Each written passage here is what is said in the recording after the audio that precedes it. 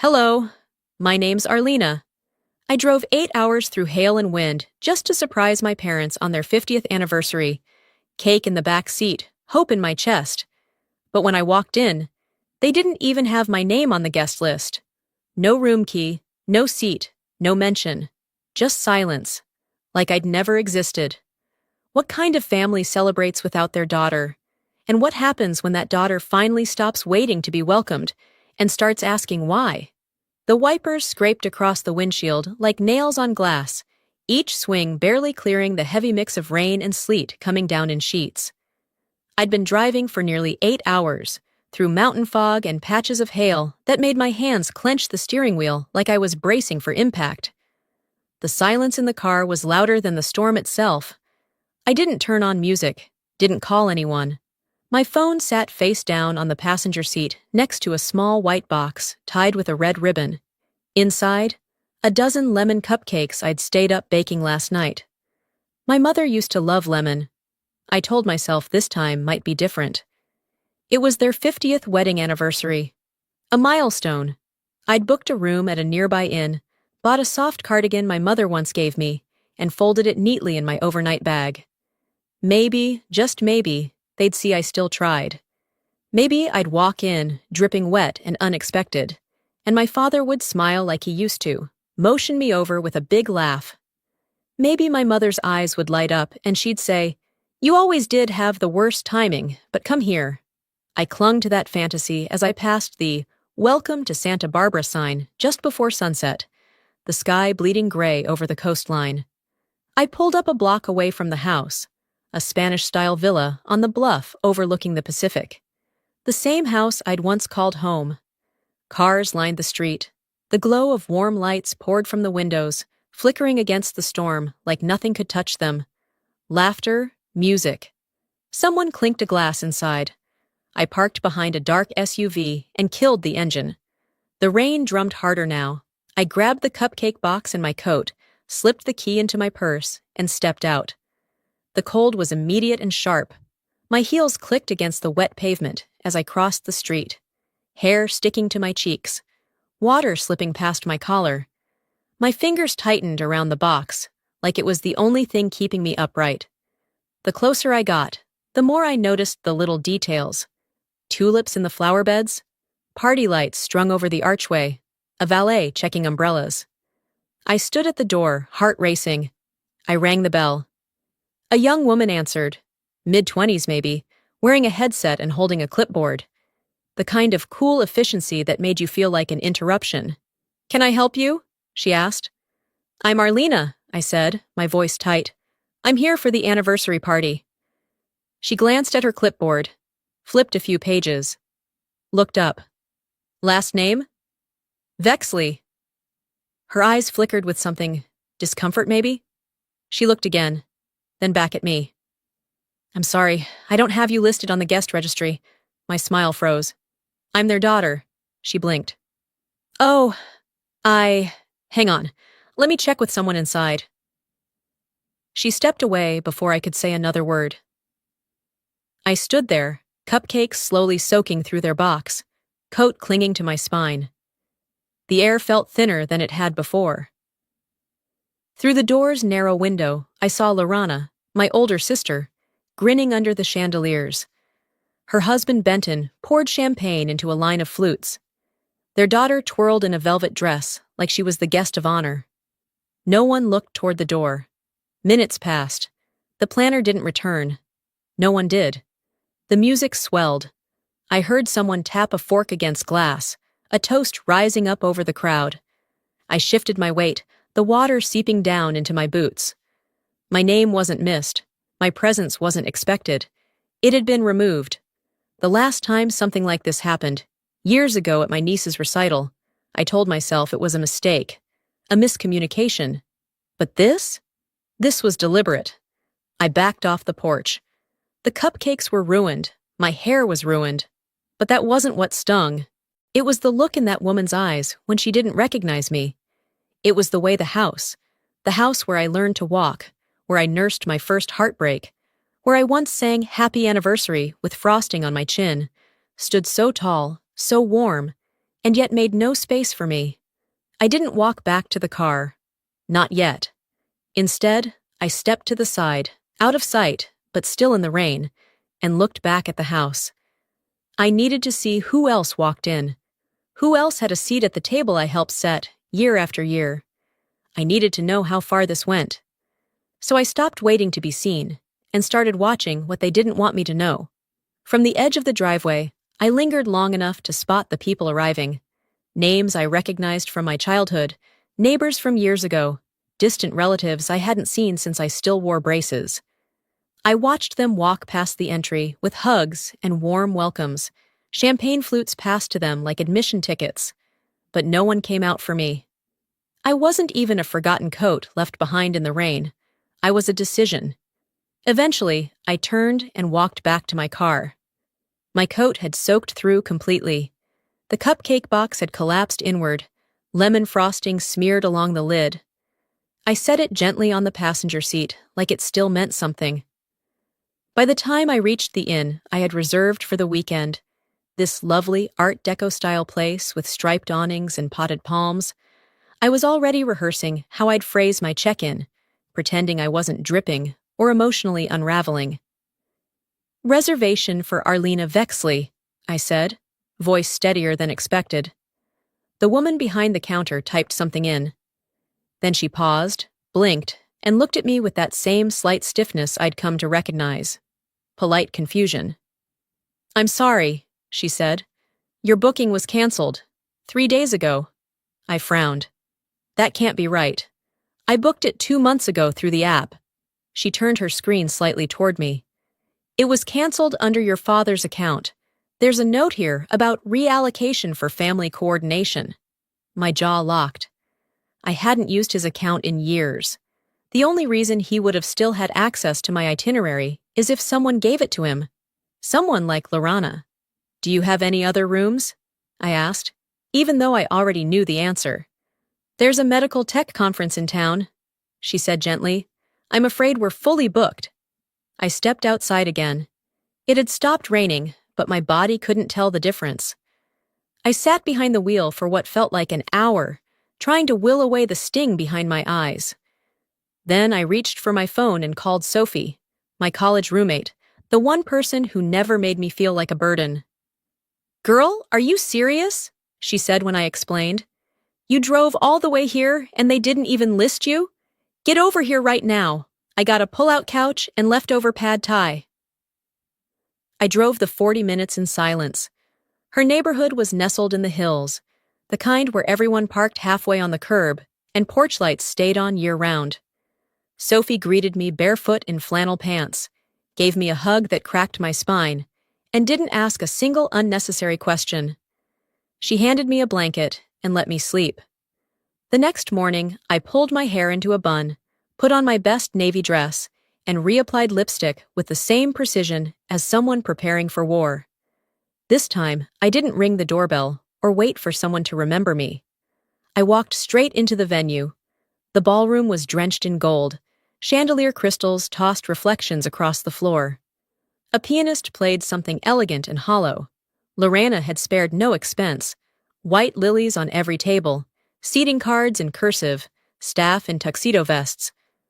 I saw faces I hadn't seen in decades, and most of them barely looked twice at me. When my parents came into view, I instinctively stood straighter. My mother's hair was pinned in soft curls. My father wore the same navy blazer I remembered from his retirement party. They were mid-conversation with Lorana, who glowed in a champagne dress. Dad saw me first. He nodded. That was all. Not a smile. Not even a raised brow of surprise. Just a nod. Like he wasn't sure where to place me in the room. Mom waved faintly, her hand rising halfway before she turned back to the waiter beside her. She complimented the hors d'oeuvres. Didn't look my way again. I found a seat at the far end of the room, near the restroom corridor. A side table marked Overflow Family. No one spoke to me, except a woman I didn't recognize, who asked if this was the line for the bar. Then came the speeches. Lorana stood first, naturally. She began with a theatrical pause and pressed her hand to her heart. "Our parents built everything we have," she said, her voice quivering just enough. They taught us about loyalty, about commitment, about unconditional love. I almost laughed. The applause came like waves. Her husband Benton followed, sharing stories that painted them as saints who raised perfect children. One of our cousins stood next, recalling a summer vacation where they taught him how to fish. Through it all, I sat there like wallpaper, present but unnoticed. When Uncle Joe stood up with a final toast, my heart jumped a little. Maybe, just maybe, he'd say something, a line, a name, a nod to the fact there was another daughter in the room. He didn't, not one syllable. As the guests clapped, I didn't. It wasn't stubbornness, it was paralysis. The clapping drowned in my ears like I'd fallen underwater.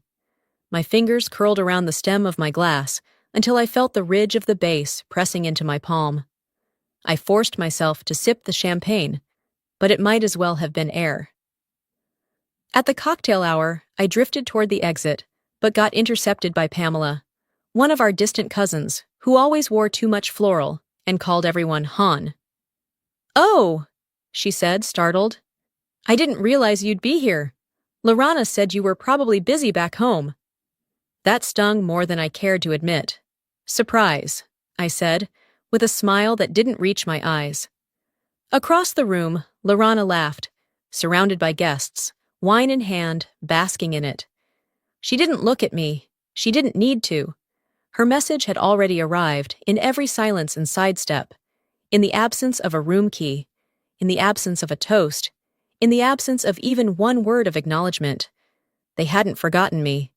They had erased me, carefully, deliberately, as if I'd never existed at all.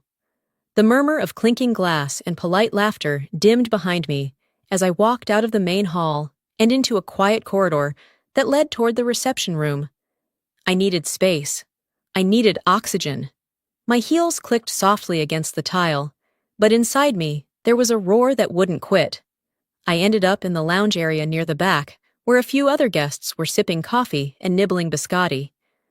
The space had a low hum, just enough distraction to keep my expression neutral, while my mind turned over what had just happened. A projector screen was being set up near the dining area. Someone tapped the microphone and announced that a family slideshow would begin shortly.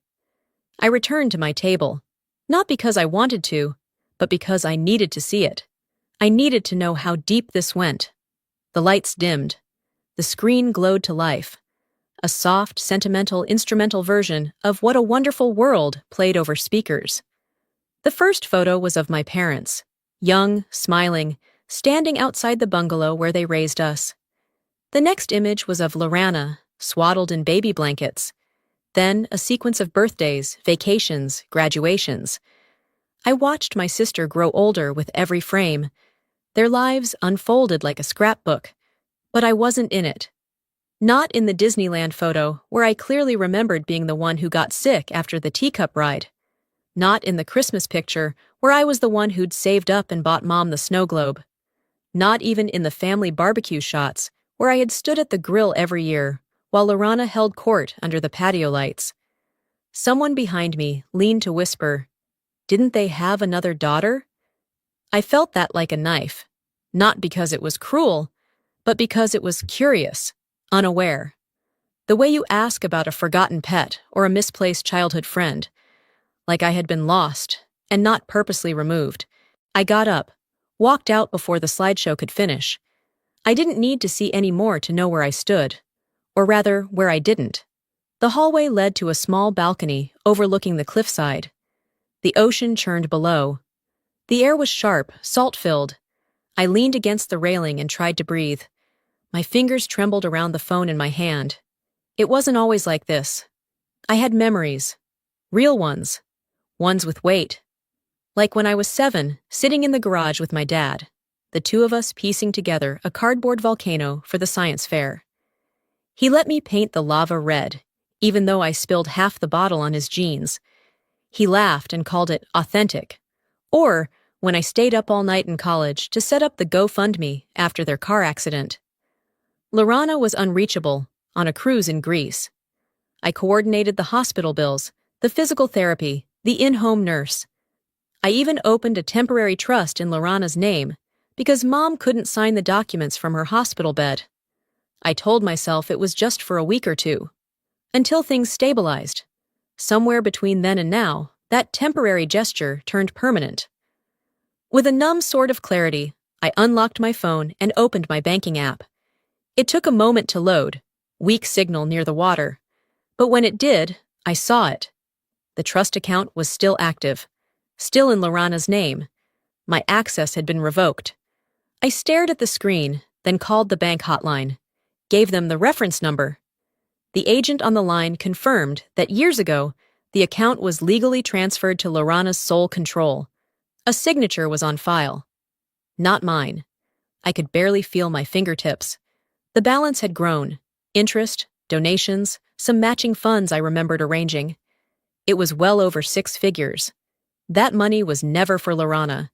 It was supposed to be a safety net for our parents.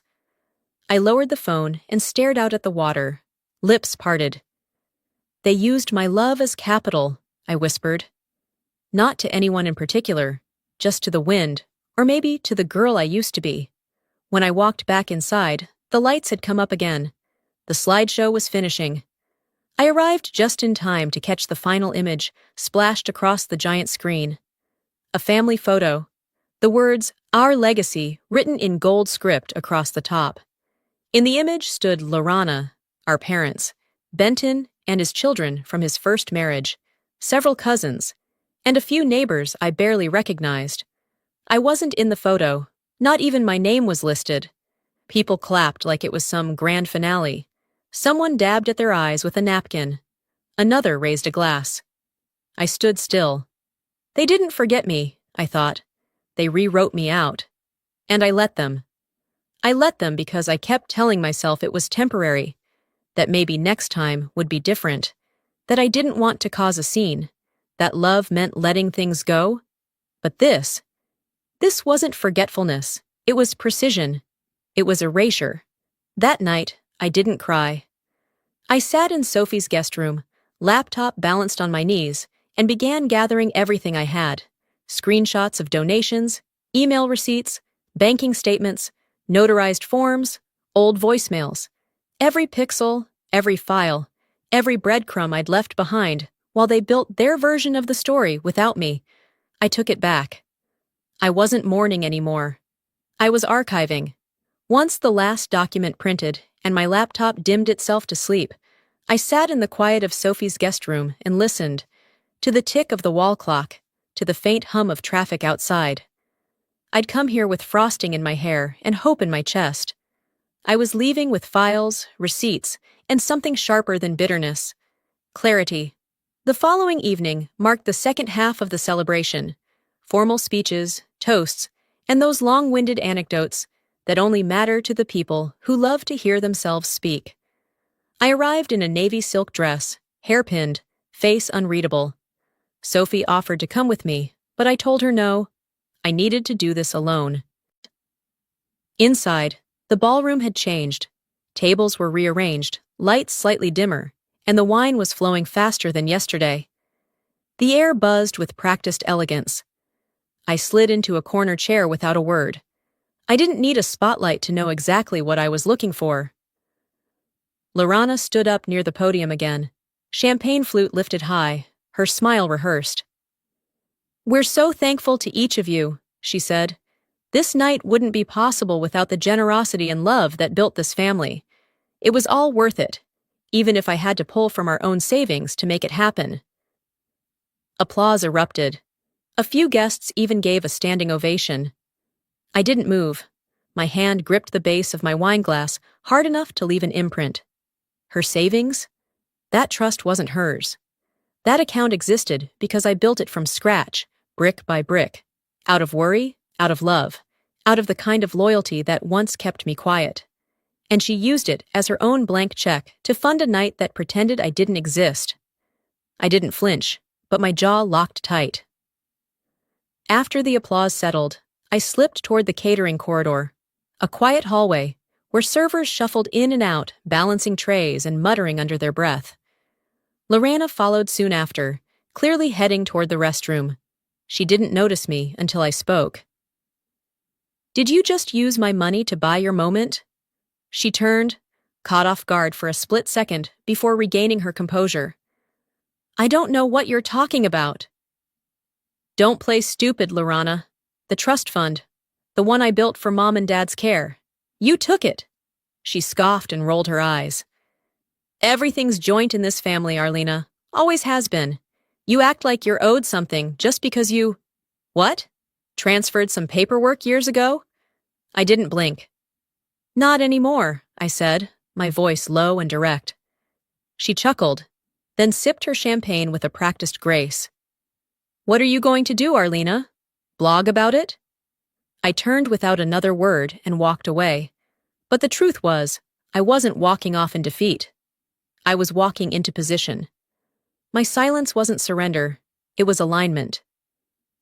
Later that night, as I waited in the valet line, Greg Hensley, an old family friend and retired accountant, tapped my shoulder. I wasn't sure I should bring this up, he said, voice low, but I noticed something odd when reviewing some estate docs with your dad last month. I straightened. What kind of odd? He hesitated, clearly uncomfortable. Your name is no longer listed on the Ventura property deed. I remembered it was added in after the refinancing in 2017. But now, it's just under your parents and Lorana. My hands went cold. I never signed anything. That's what struck me. I thought maybe you'd removed yourself. But now I'm not so sure. I can send you what I've got. PDFs, timestamps, whatever you need. Please do, I said. Email them as soon as you can. As my car pulled up, I slid into the passenger seat, closed the door, and leaned my head back against the leather. The engine hummed, but my thoughts were louder. That house, the one I helped secure, that my name had been on for years, was no longer mine, and I hadn't lifted a pen. By the time I returned to Sophie's guest house, I was done hoping for decency. I powered on my laptop, pulled up the PDFs Greg had just emailed, and began laying out every document I had. Bank transfers, trust authorizations, notarized letters. Page after page of my handwriting, my decisions, my intent, all repackaged by someone else. They weren't just trying to cut me out. They were dressing themselves in everything I'd built, and then acting like I had no place at the table I'd spent decades helping set. I whispered into the stillness. They want a legacy without me? Then I'll build one they can't erase. I drafted an email, subject line bold. You have 48 hours to explain this, before it goes beyond just us. I didn't send it, not yet, but it sat there, glowing on the screen like a lit fuse. They'd get one more chance to do the right thing. One. Because if they chose ego over truth again, they wouldn't be answering to me alone.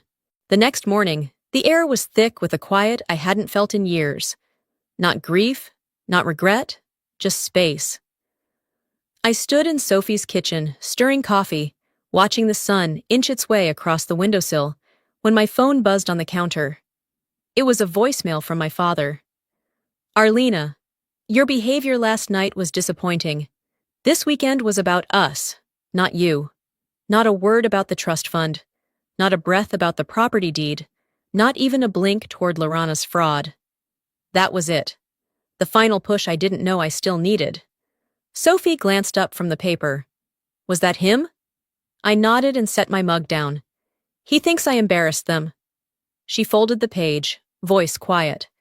They'll spin this, you know. Turn it into your fault. I met her gaze with something colder than anger. Then I'll spin it first.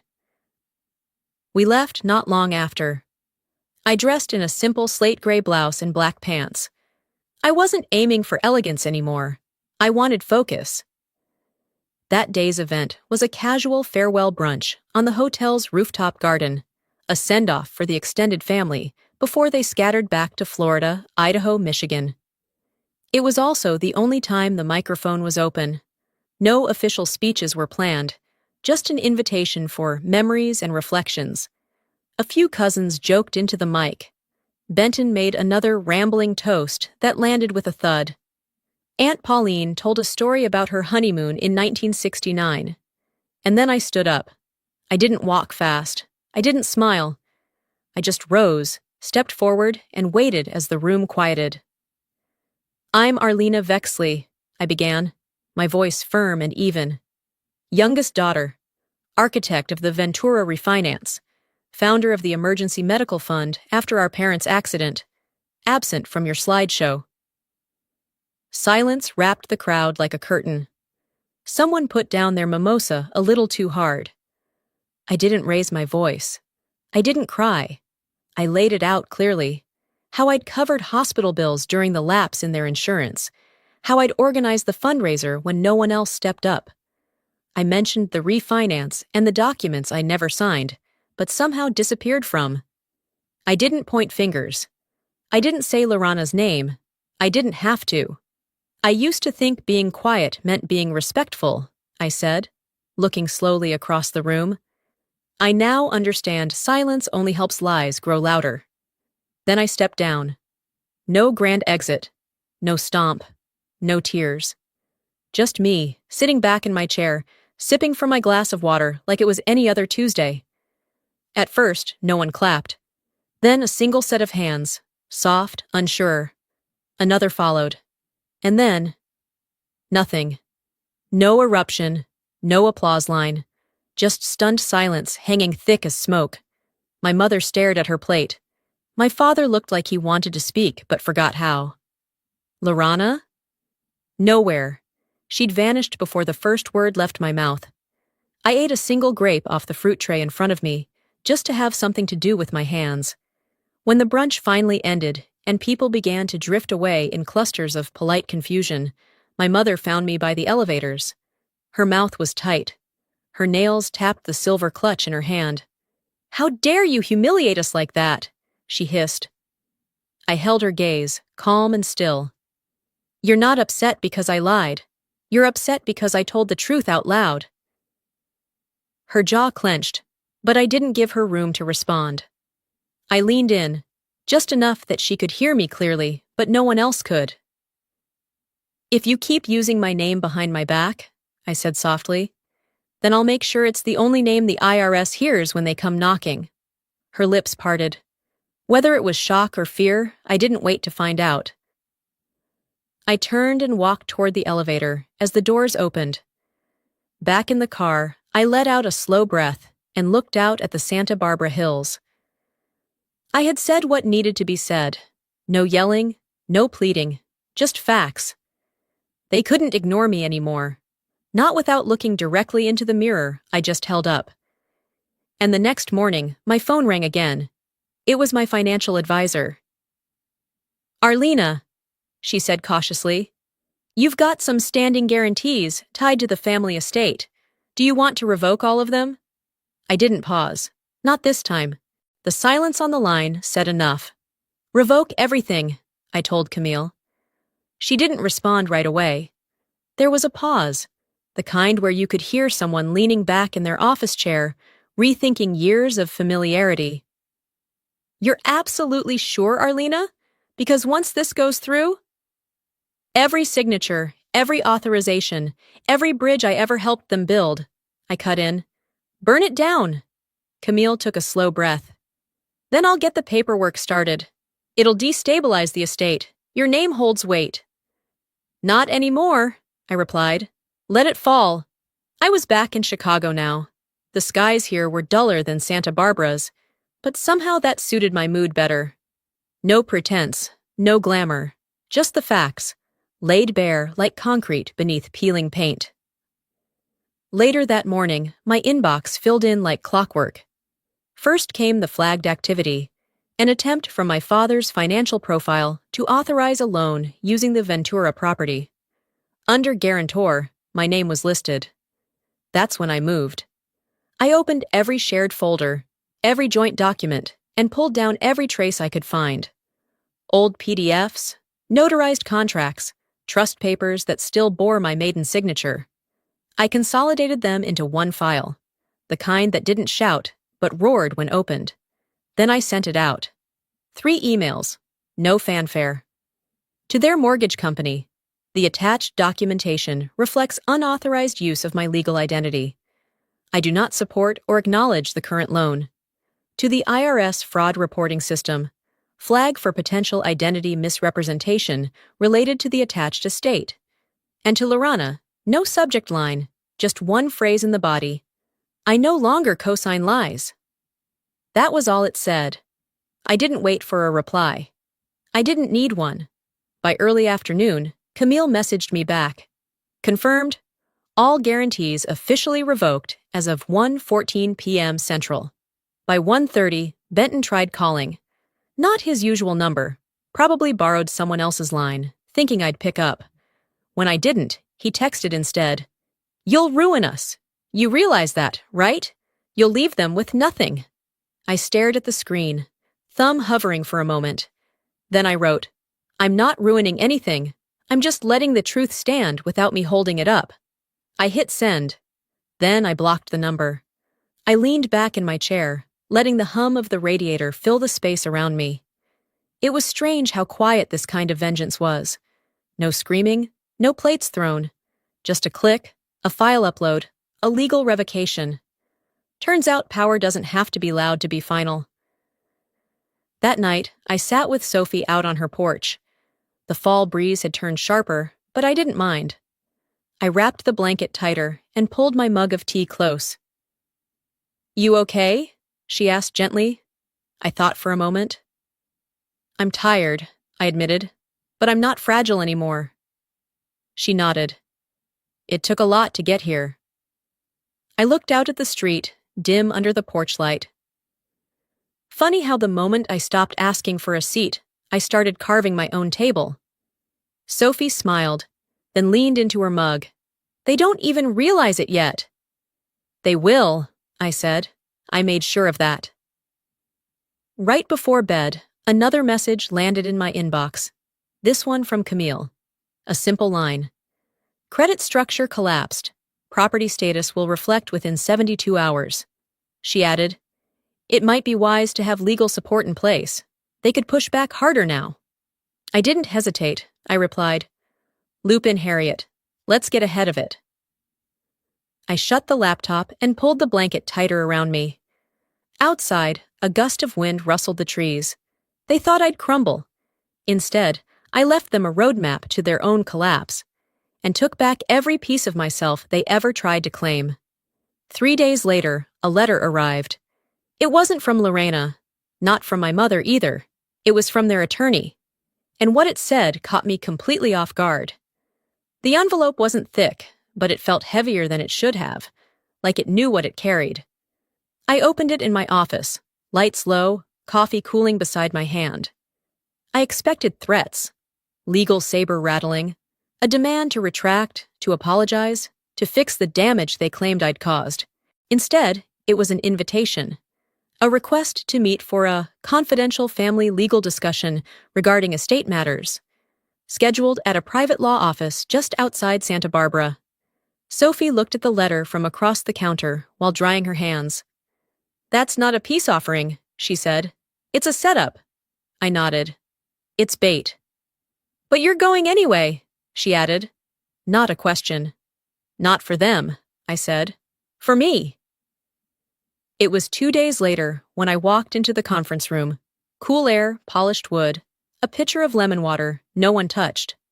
My parents were already seated, both dressed like they were attending church and scandal at the same time. Lorana sat to their right, crossed legs and a smug expression tucked behind her red lipstick. Benton hovered behind her, a silent guard dog. There were 2 attorneys, one for them, one neutral, supposedly. Mine was on call, aware, waiting for an update. Thank you for coming, one of the suited men said, gesturing toward the open seat. I didn't take it. Thurman, my father, leaned forward, tone saccharine. Arlena, we've been reflecting. This family's gone off course. All we ask is that you reinstate some of your prior agreements. Your financial guarantees meant stability. I smiled. That's why you waited until the estate cracked to ask. He faltered. My mother looked everywhere but my face. I reached into my bag and pulled out an envelope of my own, certified, notarized. I brought a copy of my will, I said, voice steady. Lorana stiffened. All of my assets. The condo, the equity shares, the patents I hold from university research. They're no longer tied to the family. Everything goes to Milestone Women's Recovery Shelter now. They never made me prove my worth. They just accepted I had it. My mother's hand went to her pearls, like they could shield her from shame. Benton muttered something under his breath. "What the hell is this? A performance?" he said, too loud for a room with walls that echoed. I turned back to my father. "You hosted a gala using my money and told the world it came from her." I nodded toward Lorana. "And now you're asking for reinstatement?" "We were trying to protect the family legacy," my mother said quickly. I let out a small laugh. Not cruel, just tired. From what? The truth? Then came the unexpected break. My father slammed a hand against the table, not with rage, but remorse. "I told her," he said, gesturing to my mother. "I told her playing favorites would destroy us, that letting Lorana run the books, steer the estate, was asking for collapse. But she said Arlena would always be too quiet to fight." The room tilted. Even Lorana blinked. "You didn't stop her either," I said to him. He nodded. "No, I didn't." That crack widened fast. Benton barked, "This is ridiculous. Arlena's always played the martyr. She thrives on it." Lorana scoffed. "You love being the victim. It's your brand now, huh? Self-righteous silence and long stares?" I didn't argue. Instead, I reached into my purse again and placed something small and metallic on the table. A voice recorder, red light blinking faintly. I needed a record, just in case the family truth ever started sounding like fiction. The room froze. My mother's eyes darted toward the attorneys. Thurman dropped his gaze. "You bugged this?" Lorana hissed. "No," I said. "I brought it, and I'm keeping it." I walked out before anyone could answer. Let the implosion happen without me. They'd written the story, but I owned the audio. Sophie was parked at the curb, waiting. I climbed in without a word, pulled the seatbelt across my chest. "How'd it go?" she asked softly. I stared ahead for a moment. Then, "It's not my family anymore. Just some people I share a blood type with." We drove without talking. The sun dipped low behind the hills, washing everything in a golden haze. It should have hurt more than it did, but it didn't. Not anymore. In my bag, I clutched the recorder like a compass. Proof of what had been spoken in the dark. No more silence. No more rewriting me out of history. That night, while I was brushing my teeth, Sophie's phone lit up across the counter. She glanced at it, face suddenly alert. "You need to see this," she said. 3 hours after that meeting. And I hadn't leaked a thing. But someone had. Sophie handed me the phone, and I stared at the screen. It was a video, low quality, but unmistakably real. My voice, my words, my family's crumbling silence in the background. Someone had recorded the estate meeting, and someone had leaked it. The group chat bubbles at the bottom read like nervous whispers. "Did you see what Arlena said? Is that her dad admitting it? Wow, just wow!" The clip was already circling among old neighbors, family acquaintances, even a few former coworkers who still followed me out of polite curiosity. I didn't feel exposed. I felt seen.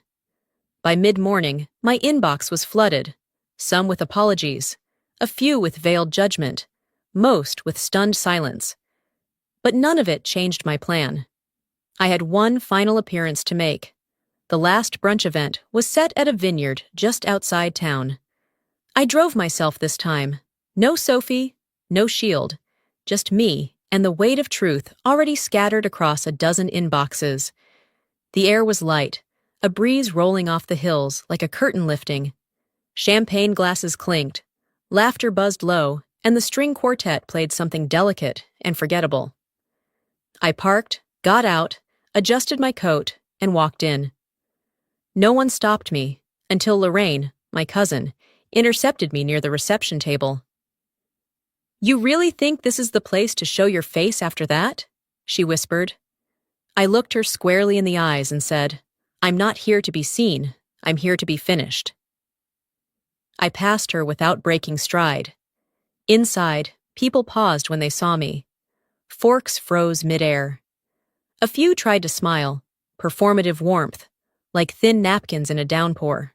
I didn't return them. Lorana stood at the far end, stiff as ever, surrounded by a smaller cluster than usual. Her laugh, always a little too loud, had dimmed to something hollow. I walked to the buffet, poured myself half a glass of champagne, and turned to face the room. No microphone, no stage, just my voice. I know I wasn't invited to toast today, but I'll make it quick. People shifted, unsure whether to sit taller or sink lower. I want to raise this glass, not to the past, not to what was polished to look better than it ever felt. I want to toast what's real, starting over, not when you're young and eager, but when you're older, smarter, and finally willing to stop apologizing for existing. I took a slow sip, my eyes scanning faces I'd once called home. To those who expected nothing from me, thank you. It made finding my worth so much clearer. I crossed the room and stopped by my mother's chair. She looked up, lips tight, hands folded. "I left you something," I said, placing a folded letter beside her plate. "It's the last thing I'll ever ask you to read." Then I turned and left. The wind outside caught the edge of my coat like an old friend tugging me forward. In the parking lot, I handed the valet a ticket, and he brought my car with a quick nod. Sophie was already inside, arms folded, waiting. "Well?" "It's done," I said as I closed the door and pulled the seatbelt across my lap. As we drove away, I glanced in the mirror. Behind us, a ripple spread across the tables like water disturbed. My name wouldn't be whispered in admiration, but it would be remembered. The letter? Nothing theatrical. It simply read, "This isn't about the money. This is about the memory. And mine matters too." Attached were 10 pages of bank records, signed transfers, dated donations. The cover sheet titled, "Donations You Never Remembered." My father would read it, my mother probably wouldn't. But that didn't matter anymore. It wasn't for them. It was for me. Back in the car, Sophie asked gently, "You sure this is it?" I nodded. They erased me for years. This was the last time I handed them a pen. An hour later, we pulled up to a lake cabin I had booked weeks ago, just in case. I thought I might cancel it, that I'd be too emotionally spent to want isolation. But the second I stepped inside, I knew it was exactly where I needed to be. The space was small but warm. Wood paneling, stone fireplace, a view of the water that shimmered even in stillness. I lit a candle, brewed tea, and set my suitcase by the bed. Then I opened the duffel bag that had followed me through every mile of this mess, through the rain, the silence, the confrontations. Inside were the letters I'd kept, and the photos I'd hidden, the journal I hadn't opened in 4 years. I spread them out across the bed, like pieces of a map I was finally willing to read. Some I threw away, some I framed. Then I picked up my pen and opened to the first blank page of the journal. I didn't write a novel. I didn't even use a paragraph. Just one sentence. My story isn't theirs to erase. And I meant every word. The knock came just after sunrise. 3 short taps. Hesitant but familiar, like someone unsure if they were still welcome. I set down my coffee mug, the steam curling up between my fingers, and moved to the door without rushing. Part of me already knew who it was. I opened it. My father stood there, hands in the pockets of his jacket, the same kind he wore to mow the lawn when I was a child. His shoulders were hunched, like the weight of everything he'd ignored had finally settled in. "I just needed to see you," he said, not looking me fully in the eye. "To know you're all right."